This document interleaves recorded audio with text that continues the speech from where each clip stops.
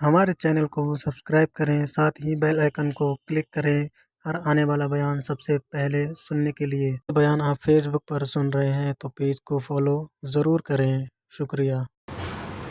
فاعوذ باللہ من الشیطان الرجیم، بسم اللہ الرحمن الرحیم۔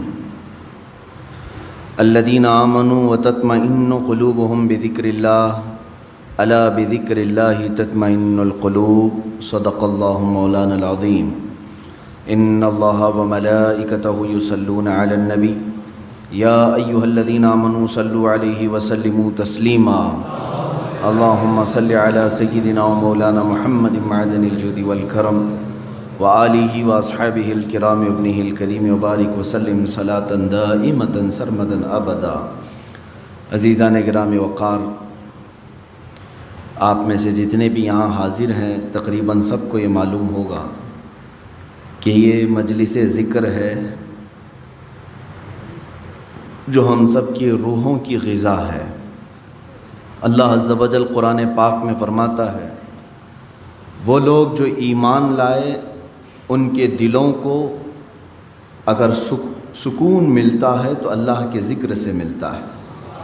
الا بذکر اللہ تطمئن القلوب، آگاہ ہو جاؤ اللہ کے ذکر میں ہی دلوں کا سکون ہے۔ 2 مرتبہ رب تعالیٰ نے فرمایا۔ یہ ذکر کیا ہے؟ اللہ تبارک و تعالیٰ کو یاد کرنا، وہ کسی بھی حالت میں ہو۔ اس کو یاد کرنے کے اتنے طریقے ہیں کہ ہم گن نہیں سکتے۔ محبوب الہی نظام الدین اولیاء رحمۃ اللہ تعالیٰ علیہ نے فرمایا، زندگی بھر تم جتنی سانسیں لیتے اور سانسیں چھوڑتے ہو، اس سے بھی زیادہ طریقے اللہ کو یاد کرنے کے ہیں۔ ہم یہ سمجھتے ہیں صرف اللہ اللہ کہنا یہ ذکر ہے، سبحان اللہ کہنا یہ ذکر ہے، الحمدللہ اللہ اکبر کہنا یہ ذکر ہے۔ یہ ذکر کا ایک پارٹ ہے، ایک حصہ ہے، اور ذکر ہر ایک کا الگ الگ انداز سے ہے۔ انسانوں کا ذکر الگ ہے، جانوروں کا الگ ہے، ملائکہ کا الگ ہے، جنات کا الگ ہے، مچھلیوں کا الگ ہے، چیونٹیوں کا الگ ہے۔ سب اپنے اپنے انداز سے ذکر کرتے ہیں۔ قرآن یوں کہہ رہا ہے، وَإِن مِّن شَيْءٍ إِلَّا يُسَبِّحُ بِحَمْدِهِ وَلَٰكِن لَّا تَفْقَهُونَ تَسْبِيحَهُمْ۔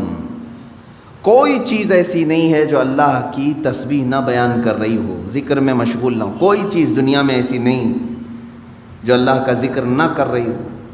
وَلَٰكِن لَّا تَفْقَهُونَ تَسْبِيحَهُمْ، اللہ فرماتا ہے لیکن تم ان کی تسبیح کو سمجھ نہیں سکو گے۔ درخت، پیڑ، پودے کس طرح سے ذکر کرتے ہیں تمہیں معلوم نہیں، ان کا انداز الگ ہے، جانوروں کا انداز الگ ہے۔ حتیٰ کہ میرے عزیزو، یہ انسانوں اور دوسری مخلوقات میں اللہ نے فرق بھی کیسا رکھا ہے، قربان جاؤ اس کی رحمتوں پر۔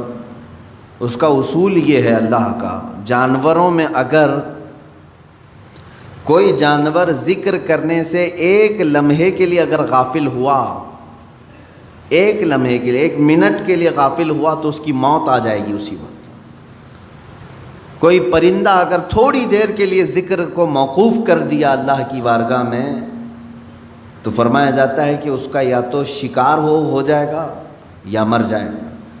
درخت اگر ذکر الہی سے تھوڑی دیر کے لیے غافل ہو جائے تو درخت وہ سوکھ جائے گا یا جل جائے گا یا ختم ہو جائے گا۔ لیکن انسان برسا برس بھی ذکر نہ کر کے اس زمین پر جی رہا ہے، یہ اس کی رحمت کاملہ ہے۔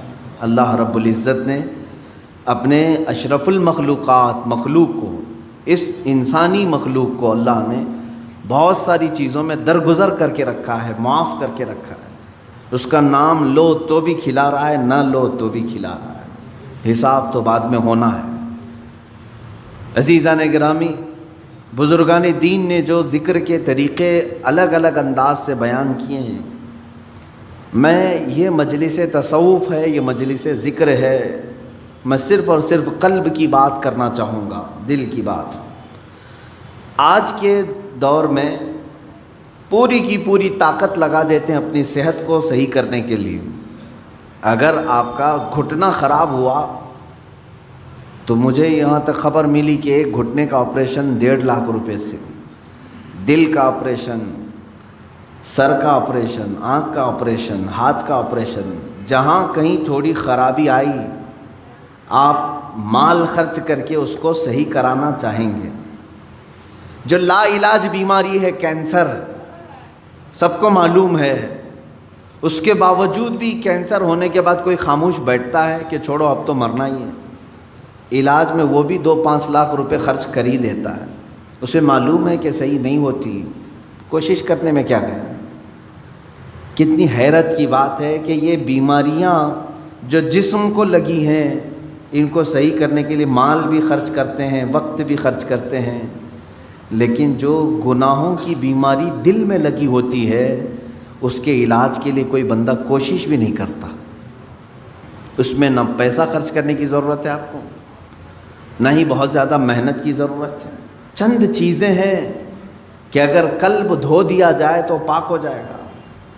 دلوں کی سختی بندے کو انسان سے گرا کر جانور کے درجے پر لے آتی ہے، بلکہ جانور سے بھی بدتر. قرآن میں اللہ تعالیٰ نے فرمایا پہلے پارے میں، ثم قست قلوبہم من بعد ذلک فہی کالحجارۃ او اشد قسوا.